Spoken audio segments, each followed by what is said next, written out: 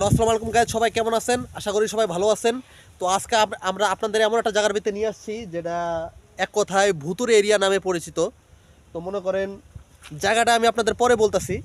তো এই যে খেয়াল করছেন আমার সামনে একটা ছোট্ট একটা মানে দরজার মতো ফিটিং করা, ভিতরে কিন্তু কোনো ঘরবাড়ি নাই আর থাকার কোনো প্রশ্নই ওঠে না। কারণ যারা এই জিনিসটাকে বানাইছে তারা প্রথমে এটা থাকার জন্য থাকার উদ্দেশ্যে এটা বানাইছিল। পরবর্তীতে এটা জনকা ভূতুর এরিয়া নামে বুঝতে পারছে বা পরবর্তীতে তারা জানতে পারছে বা এর ভূতের সম্মুখীন হয়েছে বা খারাপ জিনিসের সম্মুখীন হয়েছে।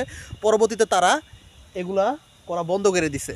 বুঝতে পারছেন? মানে এখানে ভৌতিক জিনিস আছে, প্যারানর্মাল অ্যাক্টিভিটি যা আছে এর ভিতরে সবই আছে। তো মনে করেন আপনারা একটু ভিতরটা একটু দেখার চেষ্টা করে, যদিও তালা মারা ভিতরে, একটু হালকা যতটা দেখানো সম্ভব আমি দেখানোর চেষ্টা করতেছি আপনাদের। দেখেন কতটা দেখা যায় সেটা আমি বুঝতে পারতেছি না, ক্যামেরা যতটুকু ধারণ ক্ষমতা অতটুকুনি। ভিতরে মনে করেন পুরোটাই জঙ্গল।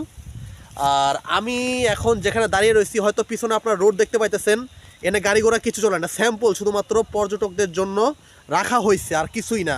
আমার পিছনের অংশটা যদি আপনারা দেখাই, পুরোটা দেখছেন জঙ্গল জঙ্গল মঙ্গল। আপনার দুই চোখ যেদিকে যাইবো আপনি মানে জঙ্গল ছাড়া কিছু পাইবেন না।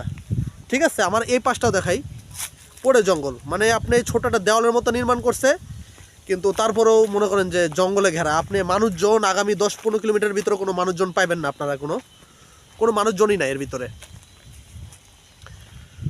অনেক কষ্ট করে আপনাদের জন্য ভিডিওটা বানাইতেছি আমি, অবশ্যই আমাকে ফলো করে পাশে থাকবেন ইনশাল্লাহ।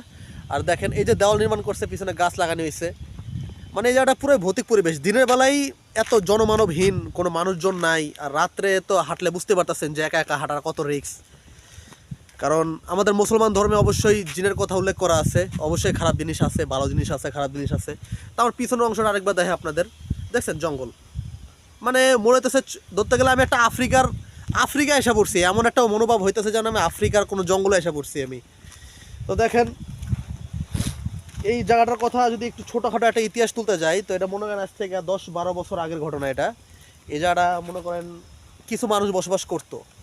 আমি যতটুকু শুনছি, আমি শিওর না, যতটুকু শুনছি লোকমুখে, যে এখানে 10-12 বছর আগে মানুষজন বসবাস করতো। পরবর্তীতে এখানে কিছু সমস্যা সৃষ্টি হয়, সৃষ্টি হওয়ার পরে এখানে নাকি অনেক মানুষ মারা যায়। মারা যাওয়ার পরে এখানে বিশেষ করে একটা লোকের নাম উল্লেখ করতে পারি আমি, তাপস ব্যানার্জি নামের একটা লোক আছিল, সে পরে মারা যায় কলেরা রোগে।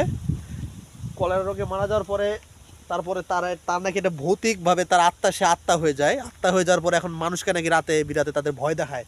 এখন যারা আছেন, যারা স্থানীয় যারা রয়েছে, তাদের মতে যারা এখান দিয়ে কৃষিকাজ করে বা টুকিটাকি কাজে এখানে রাস্তায় এপার ওপার যায় বা আশেপাশে যায়, তাদের নাকি ভয় ভীতি দেখানো হয়। এখন কতটা সত্য আল্লাহ মাহবুদই জানে। এখন যারা এই পরিস্থিতির শিকার হয়েছে তারা একমাত্র সত্য কথা বলতে পারে। তো আপনাদের মতে এই জায়গাটা কেমন? আসলে কি এটা ভৌতিক নাকি অন্য কিছু, না লোকগল্প? আপনারা সবাই অবশ্যই কমেন্ট করে জানাবেন। আমারই ভয় লাগতেছে আসলে, এমন একটা জঙ্গলে আমি আসছি, আপনাদের পুরোপুরি দেখানোটা সম্ভব হচ্ছে না, কারণ আমি ভিতরে ঢোকার কোনো সিস্টেম নাই।